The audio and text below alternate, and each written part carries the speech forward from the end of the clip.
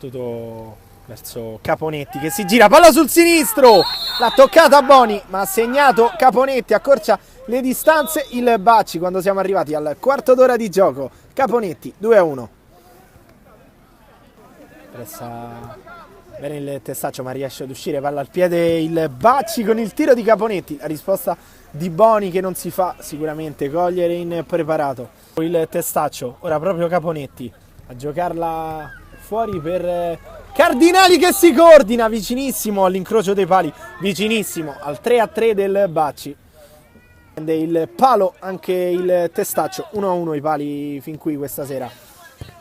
Caponetti risponde così il Bacci al palo del Testaccio, il 4-3 di Caponetti, partita ancora riaperta, 5 alla fine. E accorciare, non è mai arrivato però il pareggio del Bacci, arriva adesso con il cross di Caponetti all'interno dell'area per Placido che supera Alessio Tombesi con 16 gol in campionato, il 4-4 del Bacci. Fischia l'arbitro. Caponetti, Boni evita il 5-4 del Bacci, sarebbe stata una rimonta pazzesca. Ferma tutto Tordella, Cocca ora il 25esimo, ci sarà quindi un minuto ancora da giocare. Caponetti dentro per Salvatori, tutto solo! Boni riesce ad allontanare la minaccia, che rischio per il Testaccio ma non è